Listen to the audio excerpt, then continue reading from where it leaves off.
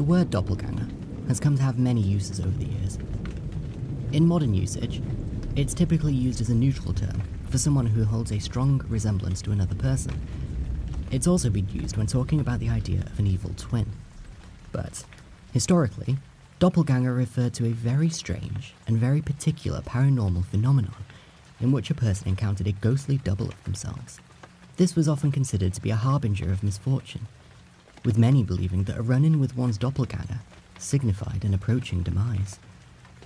One such encounter is found in the story of Émilie Sagée, who seemed not only to meet her doppelganger, but to be chronically haunted by it.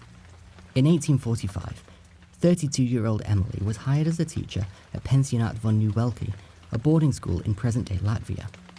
Although Emilie had been teaching for 16 years now, the school would be her 19th workplace. By all accounts, Emilie was a hard worker and a wonderful teacher. It seemed a mystery why she had struggled to hold down a job and why she had moved around so often. But quickly, the problem became clear. Emilie was teaching a class of 17 girls when her spectral double first appeared. Standing beside her as she wrote on the chalkboard, her back turned to her students. The double seemed to mimic Emilie's movements and appeared to be visible only to the students, not to Emilie herself. On another occasion, Emilie had been outside, tending to the gardens while the class inside was learning to sew. When the teacher excused herself for a moment, Emilie entered the classroom and took the teacher's place. Nothing seemed to be wrong with this picture, until one of the students pointed out that Emilie was, in fact, still in the garden. The students could see her plainly through the windows, tending to the plants, while a second Emilie sat with them in the classroom. Many such sightings followed. People would see a double of Emilie sitting beside her, seeming to imitate her as it mimicked her movements. In one notable sighting, Emilie helped a student alter her dress, and when the student looked down, she was shocked to see two Emilies working on her gown. She immediately fainted on the spot. The more sightings happened, the more word got around, and the bigger the problem became. Soon, staff were worried that parents were complaining. Emilie herself was unable to provide any explanation. Not only did she not have any idea what was causing her situation, she wasn't even aware when it was happening, as she never laid eyes on the double herself. Ultimately, and despite Emilie's clear talent as a teacher, the school had no choice but to let her go, marking her 19th termination. But what caused Emilie's identical apparition?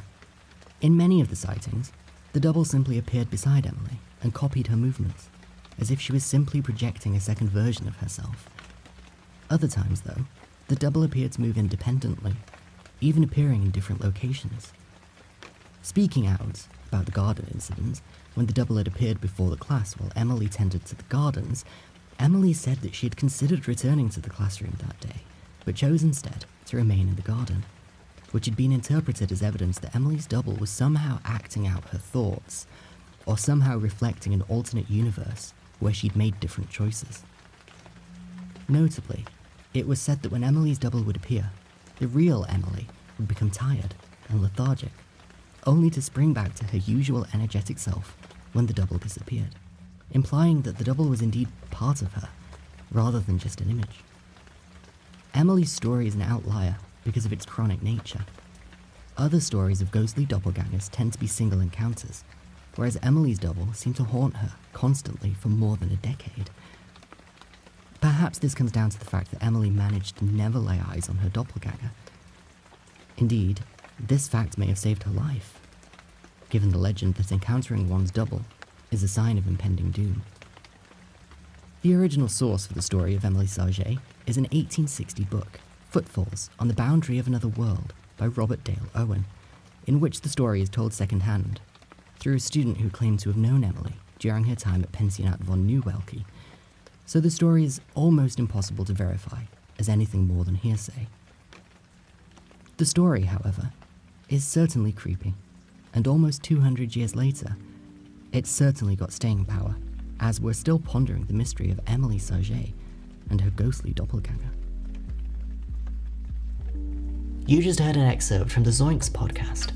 Search for Zoinks on your favourite podcast app to hear it in full, or subscribe here on YouTube for highlights and bonus videos. And remember to tap the bell to make sure you don't miss anything. You can also find a bunch of extra content on our website, daffodillies.co.uk/zoinks.